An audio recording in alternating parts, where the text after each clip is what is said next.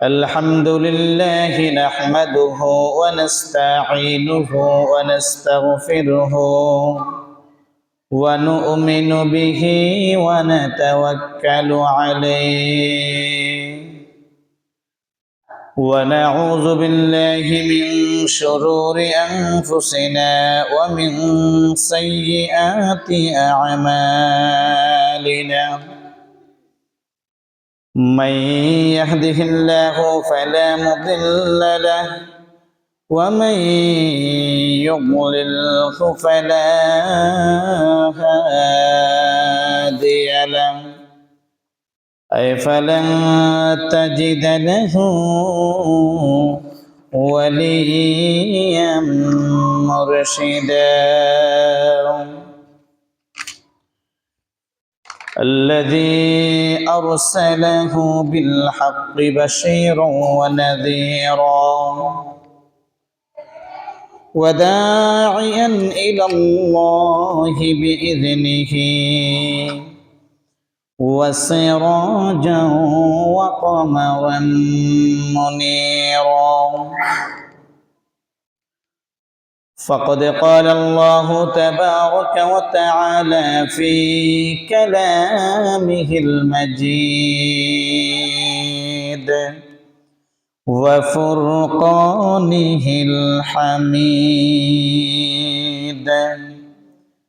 أعوذ بالله من الشيطان الرجيم بسم الله الرحمن الرحيم إن الله وملائكته يصلون على النبي يا أيها الذين آمنوا صلوا عليه وسلموا تسليما اللهم صل على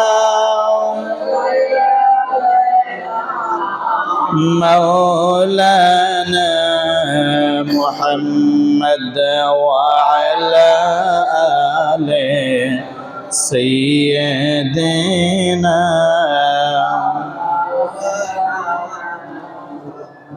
আর জোরে জোরে মোহাব্বতে পড়ুন আল্লাহুম্মা সাল্লি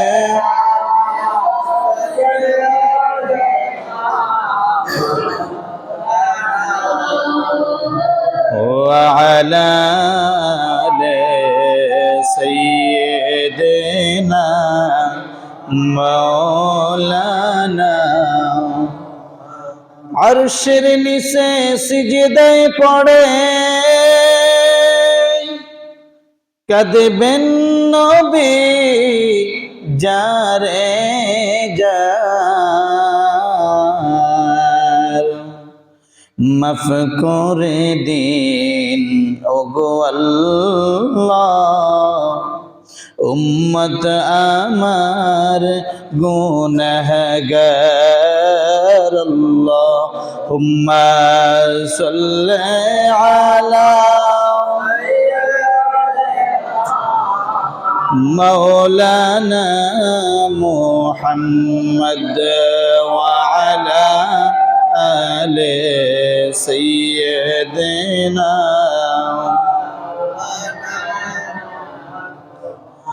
মুহতারাম মুআজ্জাজ মুসল্লানি کرام মুরব্বিয়ানি ইজাম পর্দার আড়ালে অবস্থানরত আমার সম্মানিত মা ও বোনেরা রহমানি ওয়া রাহিমাকুমুল্লাহ আসসালামু আলাইকুম ওয়া রাহমাতুল্লাহ রব্বুল আলামিন আহকামুল হাকিমিনের আলিশান দরবারে লাখ কোটি শুকর এবং সুজুদ আদায় করি যিনি আমাদের প্রত্যেককে অতি আদর করে, মেহেরবানি করে, দয়া করে, ভালোবেসে পবিত্রময় জায়গা, পবিত্রময় স্থান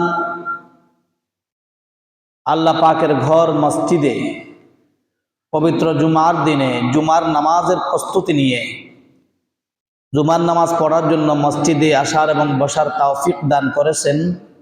সেই জন্য মহান রব্বে কায়নাতের দরবারে কালিমাত শুকর আদায় করি। সকলে জবান খুলে আওয়াজ করে বলুন আলহামদুলিল্লাহ। তার সাথে সাথে অসংখ্য অগণিত দরুদ এবং সালাম প্রেরণ করছি মানবতার মুক্তির মহান শিক্ষক যিনি আকায়ে নাম তাজদার মদিনা সরওয়ারে কায়নাত নূরে মুজাসসাম রহমাতুল্লিল আলামিন বাদশাহে দো জাহা নবী মুহাম্মদ রাসূলুল্লাহ সাল্লাল্লাহু আলাইহি ওয়াসাল্লামের পবিত্র কদম মুবারক। আল্লাহ পাক যেন আমাদের প্রত্যেকের সালাতু সালামের হাদিয়া মদিনাতুল মুনাওয়ারায় সবুজ গম্বুজের নিচে নূর নবীজির নূরানি কদম মুবারকে পৌঁছে দে, আমরা সকলেই বলি আমিন। প্রিয় হাজিরিন, চরিত্র এমন একটা জিনিসের নাম, চরিত্র এমন একটা বিষয়ের নাম, চরিত্র এমন একটা বস্তুর নাম যার কাছে একটি উত্তম চরিত্র রয়েছে, যার কাছে একটি ভালো চরিত্র রয়েছে, আল্লাহ রব্বুল আলামিন তার উত্তম চরিত্রের কারণে, ভালো আখলাকের কারণে, ভালো চরিত্রের কারণে দুনিয়ার জমিনে তাকে মানুষের সামনে সম্মানিত করে এবং পরকালে সম্মানিত করে তাকে জান্নাত দান করবে। সকলে বলুন সুবহানাল্লাহ। আর যার চরিত্র খারাপ থাকবে, যার চরিত্র খারাপ হয়, যে চরিত্রহীন হয়, তাকে আল্লাহ রব্বুল আলামিন দুনিয়াতেও লাঞ্ছিত করেন মানুষের সামনে, পরকালেও লক্ষ কোটি কোটি কোটি মানুষের সামনে লাঞ্ছিত করে তাকে জাহান্নাম দান করবে। সকলে বলুন নাউজুবিল্লাহ। তাহলে আমাদের চরিত্র কি সুন্দর হওয়ার দরকার আছে কি নাই? কথা বলেন, আমাদের চরিত্র সুন্দর হওয়ার দরকার আছে না? কেননা চরিত্র এমন একটা অলংকার,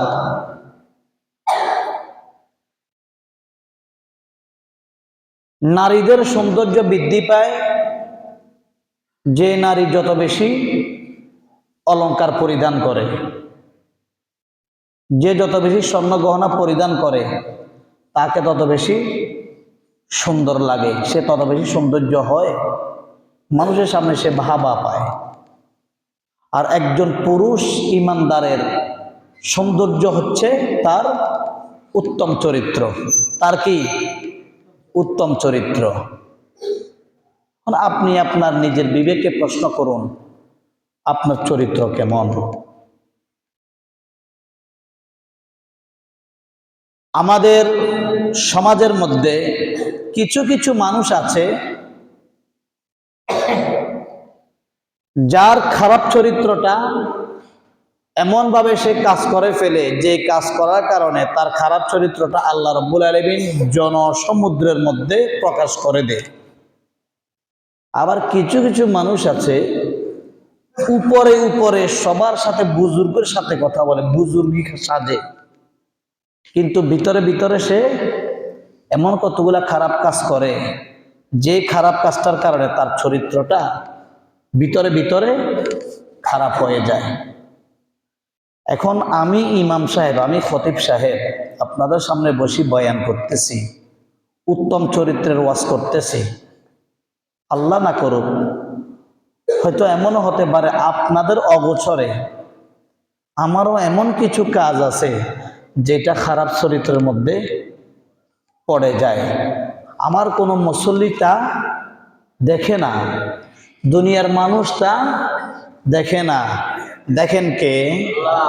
আওয়াজ করে বলুন, দেখেন কে? এই জন্য আল্লাহ রাব্বুল আলামিন কুরআনুল কারীম ফুরকানুল হাবিবের মধ্যে বলেন, সূরাতুল কলমের মধ্যে আল্লাহ পাক বলেন, আল্লাহর হাবিবকে উদ্দেশ্য করে আল্লাহ পাক বলেন, বিসমিল্লাহির রাহমানির রাহিম, ইন্নাকা লাআলা খুলুকিন আযীম। আল্লাহু আকবার বলেন। হাবিব, আমি আপনাকে দুনিয়ার জমিনে সর্বোত্তম চরিত্র নিয়ে, সবচাইতে উত্তম সুমহান চরিত্র নিয়ে আমি আপনাকে দুনিয়াতে পাঠিয়েছি। আওয়াজ করে বলুন সুবহানাল্লাহ। আমার নবীজির চরিত্র কেমন ছিল, আমার নবীজির আখলাক কেমন ছিল, যেটাকে বলা হয় আখলাকে হাসানা, আখলাকে উত্তম চরিত্র। আমার নবীজির চরিত্রের ব্যাপারে আল্লাহ রাব্বুল আলামিন কোরআনের মধ্যে গ্যারান্টি দিয়ে দিয়েছেন, সার্টিফিকেট দিয়ে দিয়েছেন, সনদ দিয়ে দিয়েছেন, ইন্নাকা লাআলা আলা খুলুকিন আযীম। আমি আপনাকে সবচাইতে সুমহান চরিত্র দিয়ে, সবচাইতে উত্তম চরিত্র দিয়ে আমি আল্লাহ আপনাকে দুনিয়াতে প্রেরণ করেছি। সুবহানাল্লাহ। নবীটা কার? আমাদের। নবীটা কার? আমরা কি সেই নবীর উম্মত নয় কি? তাহলে ওই নবীকে ফলো করার দরকার আছে কি নাই? ওই নবীর ইত্তেবা করার দরকার আছে কি নাই? নবীর ইত্তেবা করার ঘোষণা দিয়েছেন কে?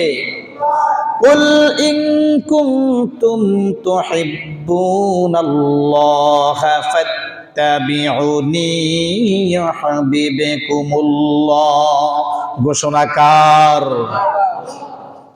কুল, হাবিব আপনি বলে দিন, ইন কুনতুম তুহিব্বুনাল্লাহ, আপনার উম্মতের নারী পুরুষের মধ্যে কেউ যদি আমি আল্লাহর ভালোবাসা পেতে চায়, আমি আল্লাহর ভালোবাসা পাওয়ার আশা করে, ফাত্তাবিউনি, সে যেন আপনি নবীর ইত্তেবা করে। সুবহানাল্লাহ। এখন নবীর ইত্তেবা কি? আমরা কি আল্লাহকে ভালোবাসতে চাই কি চাই না? আল্লাহর ভালোবাসা ছাড়া আমাদের কোনো গতি আছে? এখন আল্লাহ পাকই বলতেছেন, কেউ যদি আমার ভালোবাসা পেতে চায়, আমাকে ভালোবাসতে চায়, সেই জন্য কি করে? নবী অনুসরণ করে। নবীকে কি করে? অনুসরণ করে। নবীজির অনুসরণের মাধ্যমে আল্লাহ পাকের ভালোবাসা পাওয়া যায়। সুবহানাল্লাহ।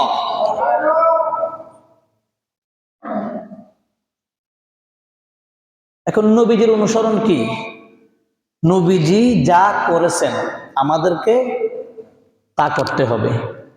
নবীজি যা করেন নাই আমাদেরকে তা বর্জন করতে হবে। এটার নাম হচ্ছে নবীজির ইত্তেবা। সুবহানাল্লাহ বলুন। সুবহানাল্লাহ বলতে কি আপনাদের কষ্ট হয়? কথা বলেন, সুবহানাল্লাহ বলতে আপনাদের কষ্ট হয়? হায়রে মুসলমান, মুসলমান, আল্লাহ পাক আমাদের জন্য কত ইহসান করেছেন, কত দয়া করেছেন। আমি মাঝে মাঝে এই কথাটি বলি যে সুবহানাল্লাহ শব্দটি বলতে কয়েক সেকেন্ড সময় লাগছে, সুবহানাল্লাহ। আলহামদুলিল্লাহ বলতে 2-1 সেকেন্ড সময় লাগে। সুবহানাল্লাহ বলতে লাগলো 2 সেকেন্ড সময়, আলহামদুলিল্লাহ বলতে লাগলো 2 সেকেন্ড সময়। অথচ আল্লাহ রাব্বুল আলামিন আমাকে আপনাকে কত বড় নিয়ামত দান করেছেন। আল্লাহর হাবিব হাদিসে পাকের মধ্যে বলেন, আমার উম্মতের কোন নারী এবং পুরুষ যদি মুহাব্বত নিয়ে, ভালোবাসা নিয়ে, অন্তরের খুলুসিয়ত নিয়ে, অন্তরের একনিষ্ঠতা নিয়ে, উম্মতের কোন নারী এবং পুরুষ যদি একবার সুবহানাল্লাহ কিংবা একবার আলহামদুলিল্লাহ পাঠ করবে, আমার আল্লাহ রাব্বুল আলামিন সুবহানাল্লাহ এবং আলহামদুলিল্লাহর বিনিময়ে আকাশের নিচে জমিনের উপরে যে সমস্ত খালি জায়গা রয়েছে, ওই সমস্ত খালি জায়গা পরিমাণ সওয়াব দিয়ে ওই বান্দার আমল নামার মধ্যে লিখে দিবেন। আওয়াজ করে বলুন আলহামদুলিল্লাহ। আকাশের নিচে জমিনের উপরে যে সমস্ত খালি জায়গা আছে, ওই সমস্ত খালি জায়গা পরিমাণ সওয়াব লিখে আপনার আমার আমলনামার মধ্যে দান করবেন, যদি আমি আর আপনি মুহাব্বতের সাথে সুবহানাল্লাহ অথবা আলহামদুলিল্লাহ পাঠ করি। কাজ করেন, কাজ করবেন হাতে চোখে, মুখে তো কোনো কাজ নেই। কাজ করতেছেন, মনে মনে পড়ুন না সুবহানাল্লাহ, আলহামদুলিল্লাহ, আল্লাহু আকবার। কাজের মধ্যে বরকত দিয়ে দিবেন কে? তাহলে বেশি বেশি আল্লাহ পাকের তাসবিহ এবং তাহলিল পাঠ করতে হবে আমাদেরকে। কেননা মুসলমান, একটা বিষয় দেখুন,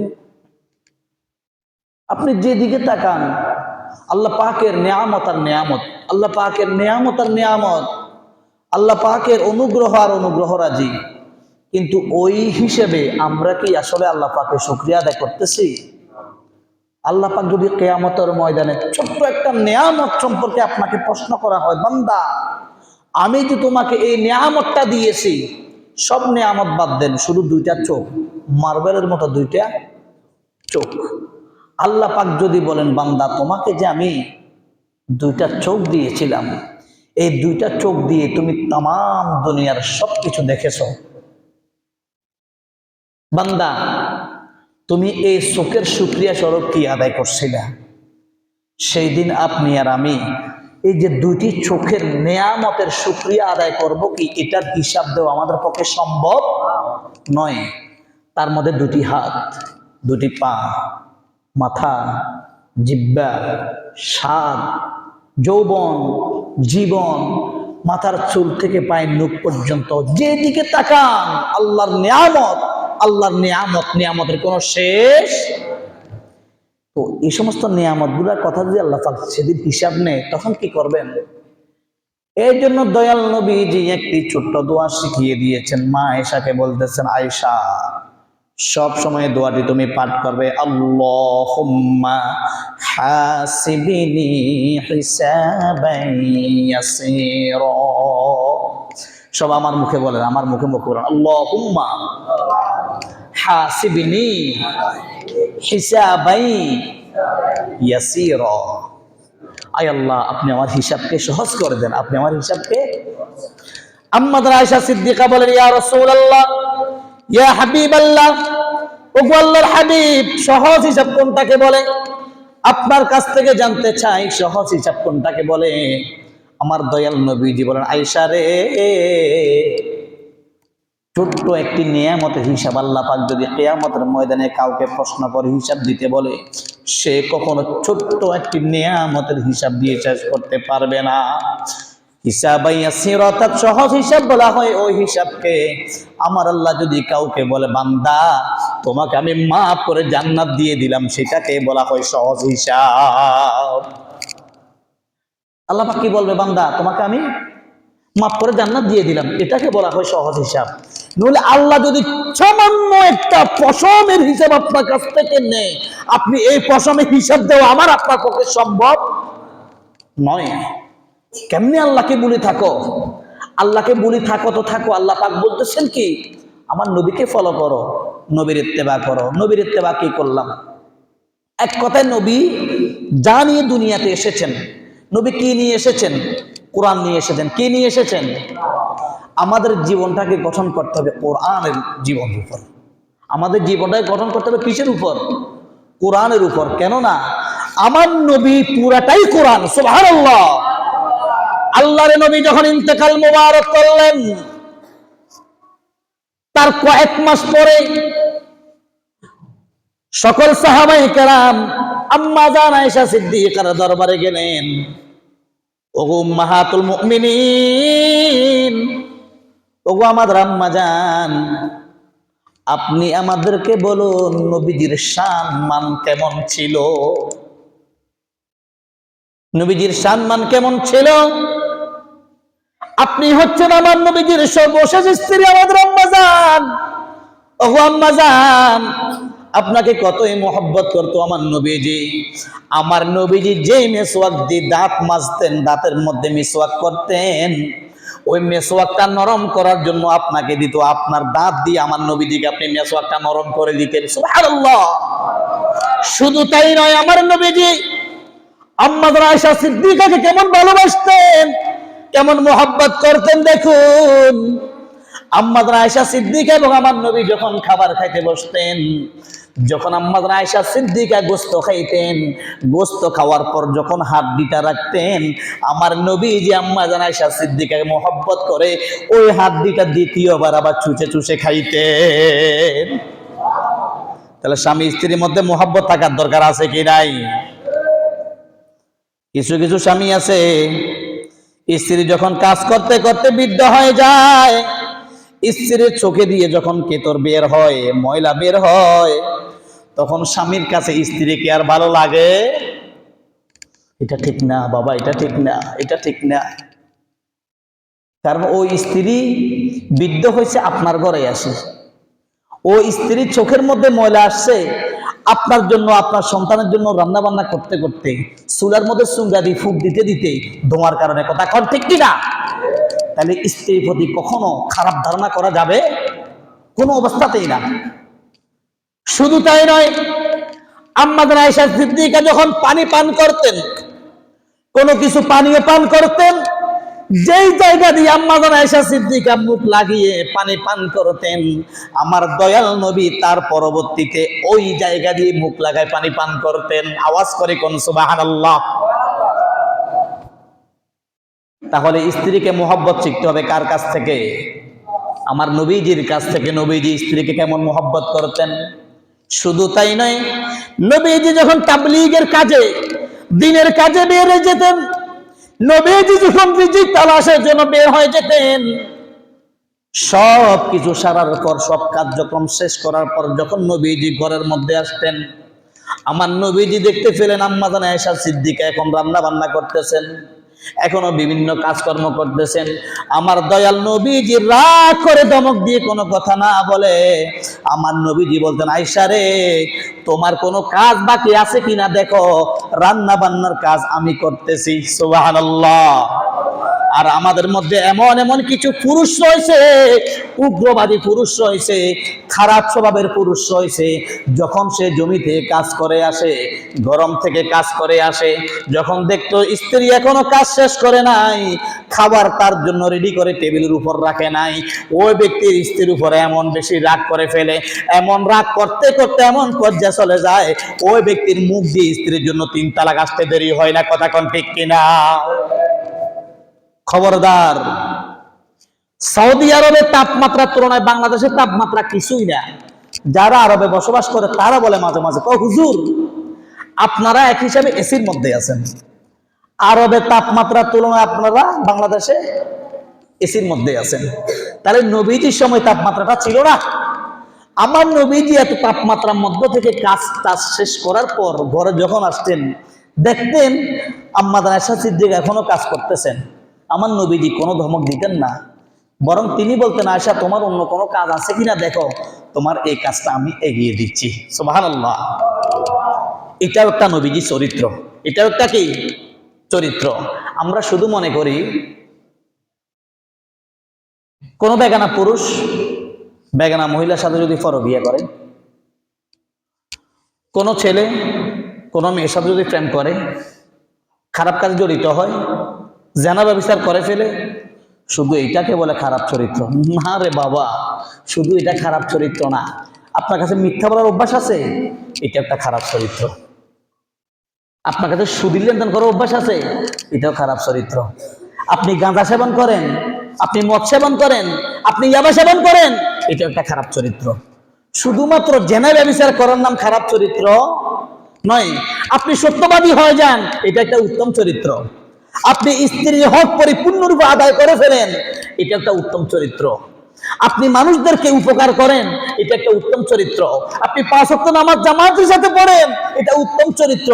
কেননা যার কাছে চরিত্র নাই তার ঈমানও নাই। আওয়াজ করে বলুন না নাউজুবিল্লাহ। তাহলে আমাদের চরিত্রগুলো সুন্দর করার দরকার আছে কি নাই? চরিত্র সুন্দর করতে হবে আমাদেরকে। এই জন্য আল্লাহ রাব্বুল আলামিন কোরআনের মধ্যে বলেন, লাকাদ কানা লাকুম ফি রাসূলিল্লাহি উসওয়াতুন হাসানাহ। হাবিব, আমি আপনাকে দুনিয়ার জমিনে আপনার উম্মতের জন্য উত্তম আদর্শ হিসাবে, উত্তম আদর্শ অর্থাৎ মডেল হিসাবে আমি আপনাকে দুনিয়াতে পাঠিয়েছি, আপনার উম্মত যাতে করি আপনাকে দেখে দেখে সবকিছু শিখতে পাই। জোরে কোন সুবহানাল্লাহ।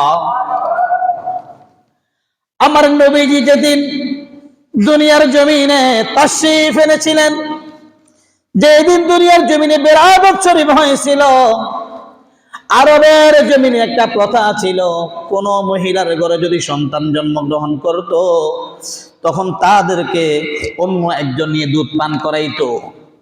তখন একটা জায়গা রয়েছে, একটা স্থান রয়েছে নির্দিষ্ট, ওই স্থানের মধ্যে সকল বাচ্চাগুলাকে, ধনী ধনী ফ্যামিলির মহিলাগুলা আসিয়া বাচ্চাগুলাকে নিয়ে গেল, আমার দয়াল নবীকে কেউ নিতে আসলো না। সর্বশেষ মা হালিমাতুস সাদিয়া রাদিয়াল্লাহু তাআলা আনহা আসলেন। মা হালিমাতুস সাদিয়া রাদিয়াল্লাহু তাআলা আনহার গোড়াটি ছিল একদম দুর্বল, ওটটি ছিল একদম দুর্বল, হাঁটতে কষ্ট হয়, চলাফেরা করতে কষ্ট হয়। তিনি সর্বশেষ আসলেন, দেখলেন কোনো বাচ্চা নাই, এমন একটা নুরানি চেহারার বাচ্চা, ফুটফুটে বাচ্চা মক্কার জমিনে দেখা গেল। মা হালিমাতুস সাদিয়া ভাবলেন, যেহেতু কোনো বাচ্চা পেলাম না, এই সুন্দর ফুটফুটে নুরানি চেহারার বাচ্চাটা আমি নিয়ে নিই। মা হালিমাতুস সাদিয়া বলেন, ও দুনিয়ার জগতের মানুষ, আমার নবী কেমন বরকতময় নবী, আমার নবী কেমন নিয়ামতে পূর্ণ নবী, আমার নবী কেমন বরকতপূর্ণ নবী। শোনো, আমার নবীকে যখন আমি কোলের মধ্যে লইয়া আমার ওটের পিঠের মধ্যে উঠলাম, আমার ওট সকল ওটগুলার চাইতে আরো বেশি সবল হয়ে গেল। জোরে কোন সুবহানাল্লাহ। শুধু তাই নয়, আমার নবীজির চরিত্র কেমন ছিল, নবীজি মায়ের পেটের মধ্যে থাকিয়া চরিত্র শিখিয়েছেন, নবীজি মায়ের কোলের মধ্যে বসে চরিত্র শিখিয়েছেন, মানুষ নবীজি মায়ের বুকের স্তন চুষিয়া চুষিয়া চরিত্র শিখিয়েছেন। মা হালিমাতুস সাদিয়া রাদিয়াল্লাহু তাআলা আনহা আমার নবীজিকে কোলের মধ্যে লইয়া, কোলের মধ্যে নিয়ে আমার নবীজিকে ডান স্তন চুষাইতেন, ডান স্তনের মধ্যে মুখ দিয়ে আমার নবীজি দুধ পান করতেন। নবীজিকে যখন বাম দিকে ঘুরাইতেন, বাম দিকে ঘুরানোর পর আমার নবীজির যখন মুখের মধ্যে বাম স্তনে বোটাটি মা হালিমাতুস সাদিয়া ঢুকিয়ে দিতেন, আমার নবীজি কোনো অবস্থাতে বাম স্তনের দুধটা পান করতেন না। আওয়াজ করে বলুন সুবহানাল্লাহ। নবীজি শুধুমাত্র ডান পাশের স্তনের দুধ খাইছেন, বাম স্তনের দুধ খান নাই। নবীজি বড় হওয়ার পরে জিজ্ঞাসা করলেন, মা হালিমা, ইয়া রাসূলুল্লাহ, ওগো আল্লাহর হাবিব, আমি আপনাকে ছোটবেলায় একটা দৃশ্য দেখলাম, একটা বিষয় বুঝতে পারলাম না, আপনি এটা কেন করছেন? তো কি? আপনাকে আমি যতই চেষ্টা করতাম বাম স্তনের দুধটা পান করাইতে, আপনি শুধু ডান স্তনের দুধ পান করতেন, বাম স্তনের দুধ পান করতেন না। আমার নবীজি বলতেছেন, আম্মা জান, আপনার আরো একটা সন্তান ছিল, আপনার আরো একটা ছেলে ছিল, আমার আরো একটা ভাই ছিল, তখন আমি যদি ডান স্তনের দুধও পান করি, বাম স্তনের দুধও পান করি, আমার ভাইটাই কি খাবে? সুবহানাল্লাহ কোন না? আমরা তো শুধু নিজের খাবার নিয়ে আসি, দয়াল নবীজি মায়ের কোলে থাকিয়াও আমাকে আপনাকে অন্যের হকের শিক্ষা দিয়েছেন। জোরে কোন কথা ঠিক কিনা? আমি আর আপনি কোথায়? আমি আর আপনি কোথায়? আমরা শুধু নিজের পেট নিয়ে নিজে আসি, নিজে খাই, নিজে বাঁচি, আরেকজনে খাক নইলে মারা যাক, সেটা আমার দেখার বিষয় না। এটা কিন্তু উম্মতে মুহাম্মদের আদর্শ হতে পারে না। এক কথায় আমাদের চরিত্র হতে হবে দয়াল নবীজির মতো চরিত্র, আমাদের চরিত্র হতে হবে সাহাবায়ে কেরামদের মতো চরিত্র, আমাদের চরিত্র হতে হবে আউলিয়া কেরামদের মতো চরিত্র। যখন আমাদের চরিত্রটা নবীজির চরিত্রের মতো হয়ে যাবে, আমাদের চরিত্রটা যখন সাহাবায়ে কেরামদের চরিত্রের মতো হয়ে যাবে, দেখবেন বাংলার জমিনে আর কোনো হানাহানি থাকবে না, মারামারি থাকবে না, কাটাকাটি থাকবে না। অটোমেটিকলি আল্লাহ পাকের পক্ষ থেকে রহমত নাজিল হতে থাকবে। আল্লাহ যেন আমাদের প্রত্যেকের চরিত্রটাকে আমার দয়াল নবীজির চরিত্র মতো করে আল্লাহ পাক যেন আমাদের জীবনটাকে রাঙ্গানোর তৌফিক দান করেন। সকলে বলুন আমিন। ওয়া আখিরু দাওয়ানা আনিল হামদুলিল্লাহি রাব্বিল আলামিন। যারা